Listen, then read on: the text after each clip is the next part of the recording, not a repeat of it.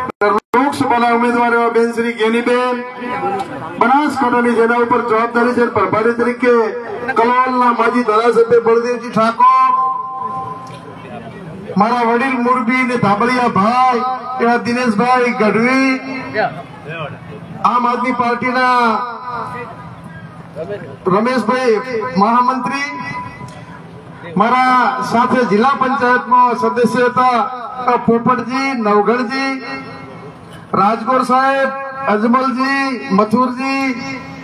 ભરતિયા સાહેબ અને મારા સમાજના મોભી જમીન વિકાસ બેંકના પ્રતિનિધિ મગનભાઈ, તેજાભાઈ, હંમેશા યુવાનોની જેમ જોશથી લડતા ચૌધરી સમાજનું ઘરેણું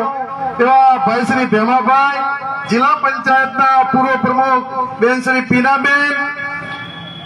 અને મારી જહાલ જેવી બેન શિક્ષણ સમિતિના ચેરમેન એવા બેન શ્રી લક્ષ્મીબેન, દીપકભાઈ, સૌ મંચસ્થ આગેવાનો, આપ સૌ તમામ સમાજની ધોળી તલી સમાન આગેવાનો, મારા રા નવગણ જેવા યુવાન ભાઈઓ, માતાઓ અને બહેનો, આપ સૌને નમન ને વંદન।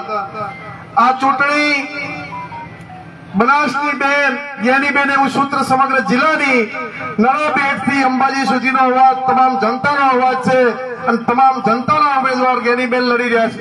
આ ચૂંટણી એ ભાજપ કોંગ્રેસ વચ્ચેની ચૂંટણી નથી, આ ચૂંટણી એ સર્વ સમાજની બેન જ્ઞાનીબેન લડી રહ્યા છે અને આપ સૌના ભરોસે,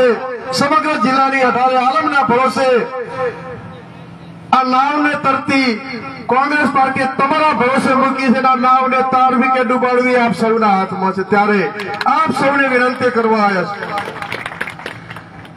રાજસત્તામાં ભડકા ભાળ્યા પછી ધૂળમાં ધામા નાખ્યા, ધૂળમાં ધામા નાખ્યા, મારા રામને રોણી રાખ્યા, મારા રામને રોણી રાખ્યા એવા હનુમાનજી 14 વર્ષ સુધી રામની સાથે વનવાસમાં હતા, એમ આપ સૌ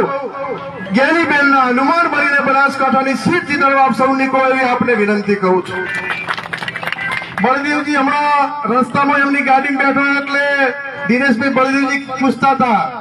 કે આ લોકો બેનને પૈસા આપે તમે ચૂંટણી લડવા નીકળ્યા કઈ રીતે લડશો? ત્યારે મેં બળદેવજી તમને આ લોકો જોઈને કહું છું કે એમની પાસે નાણાં હશે ને મારી પાસે મોણા હશે ને મોણાના ભરોસે ચૂંટણી લડવા નીકળ્યા છે। ત્યારે આપ સૌને મારા બેન છે ને રબારી સમાજના દીકરા તરીકે મગનભાઈ સમાજને વિનંતી કરું છું, અઢારે આલમને વિનંતી કરું છું, મારું પણ માગું નહીં તન કે કાજ, પરમારથને કારણે મોકતો ન આવેલા મારી બેન વચ્ચે તમારી પાસે ખોળો પાથરીને વોટ રૂપી ભીખ માંગુ છું અને 5મી તારીખે પંજાના નિશાન ઉપર વોટ આપીને જયારે મત ગણતરી જગાડામાં થતી હોય અને વિજયનો વરઘોડો નીકળે, અબીલ ગુલાલ ઉડે એ જસના ભાગીદાર પઠારે કોવના આ ઢુવા ગામના પ્રજાજનો બનો એવી પણ આપ સૌને વિનંતી કરું છું। ત્યારે વિશેષ ના કહેતા આપ સૌ આજથી જ્ઞાનીબેન માત્ર નિમિત્ત છે, આપ સૌ જ્ઞાનીબેન બનીને વિસ્તાર લાંબો છે, પોકાય ન પોકાય આપ સૌ તન મન ધનથી અને આપણે સૌને એક પણ વિનંતી કરું છું, ગરીબ પરિવારમાંથી આવે છે, બીજાની ઘોડ કાવા દાવા કરીને પૈસા ભેળા કર્યા નથી। આજે પણ કહું છું કે મારી વાવ વિધાનસભા લડતા હતા ત્યારે મારા દલિત સમાજે ડિપોઝિટ ભરી હતી, અત્યારે 18 આલમ કોઈ 10 રૂપિયા આપે, 50 રૂપિયા આપે, 20 રૂપિયા આપે। આજે મારા એક માળી સમાજના દીકરા 21,000 રૂપિયા ડિપોઝિટ માટે દિનેશભાઈ આપ્યા છે। ત્યારે આપને પણ સૌને વિનંતી કરું છું કે આપ સૌના વોટ થી ચૂંટણી લડવાની છે, આપણા ભરોસે લડવાની છે, પણ તમારી પાસે પણ વિનંતી કરું છું કે દરેકે દરેક